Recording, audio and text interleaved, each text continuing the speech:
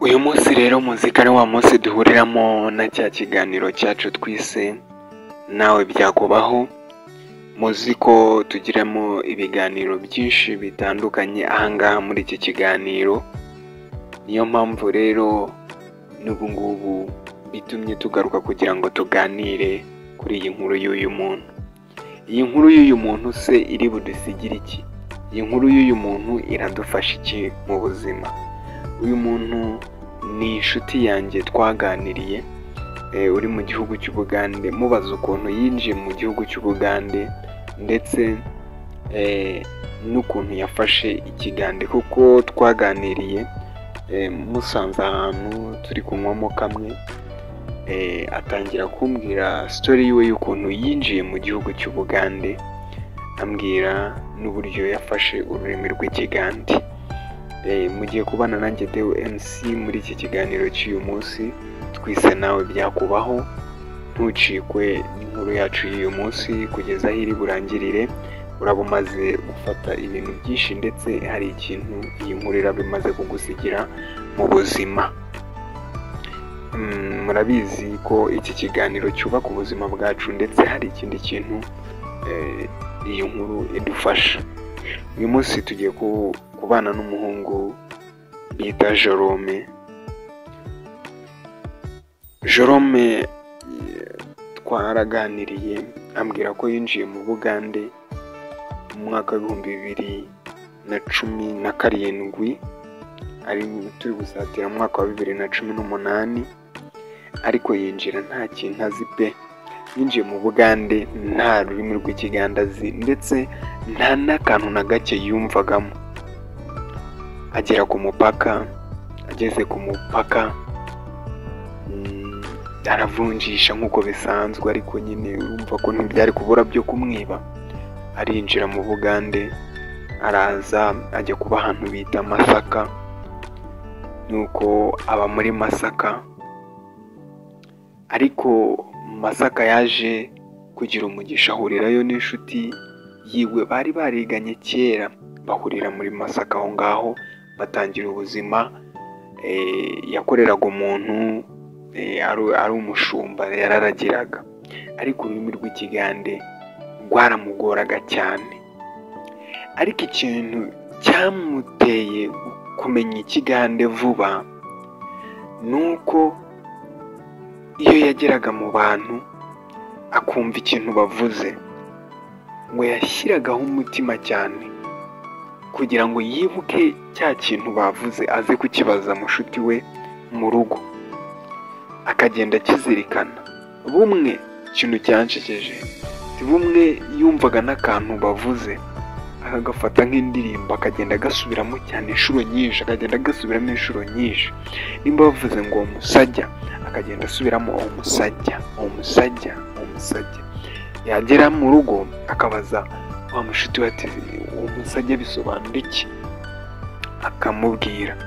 Ndetse byaje gutuma aza kugura igitabo cy'ururimi rw'ikigande kandi atazi kugisoma, akajya abwira wa muhungu ati wansomeyemo, kuko uwo muhungu yabaga afite imirimo myinshi, yataha akamubwira ati ngibi babisoma gutya n'ibi babisoma gutya. Ndakubwiye ngo uyu muhungu yafashe ururimi rw'ikigande ku buryo izi saha muhuriye mu nzira udashobora kumenya ko ari we wa wundi utaruzi ururimi rw'ikigande pe. Avuga ikigande ku buryo nawe umureba ukaba wamuhera umva, ukavuga ati uyu nguyu rwose ni umugande wujuje ibyangombwa. Ariko se ni ukubera iki yafashe ururimi rw'ikigande? Ni uko yashyizeho umwete, yashyizemo umwete mu kintu kiyo yari ari gukora. Ibitekerezo byiwe yumva yifuza gufata urwo rurimi.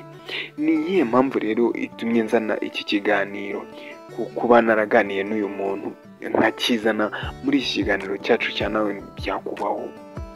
Nuko ahangaha abantu benshi babona izi ndimi turi kwigisha ahangaha kuri iyi channel cyangwa se ku zindi channel, ariko ntibabihereza agaciro. Kandi urwo rurimi nyamara hari ahantu rushobora kugufasha, hari aho rushobora kugukora rukakugeza ahandi, kuko abantu benshi duhura n'ibingorane nyinshi mu mihanda tunyuramo n'ahantu henshi tunyura.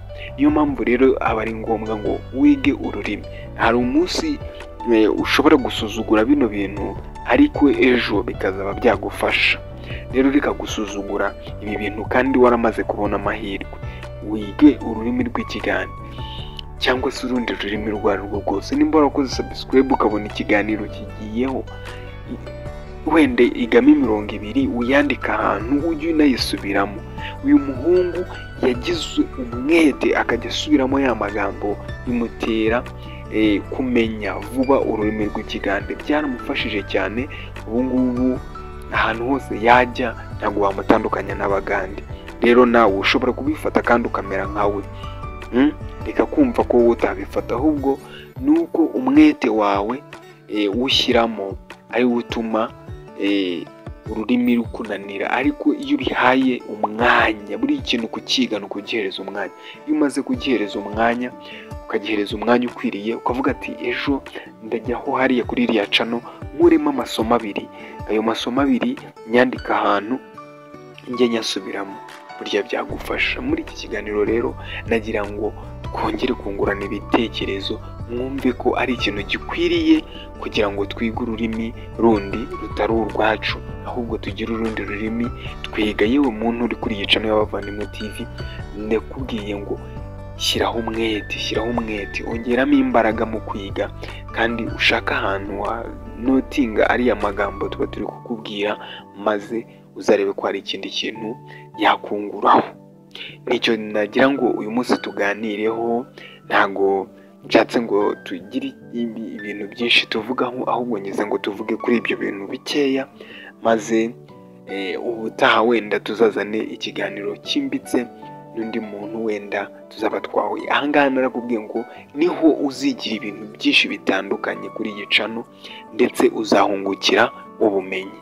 Wakoze cyane rero kubana nanjye, mwari kumwe nanjye Deo MC. Ariko ntukibagirwe gukora subscribe ahangaha kuri iyi cano. Reka Imana igomeze kubamera umugisha abantu mwakurikiranye kugeza aho turangirije. Imana ibane namwe.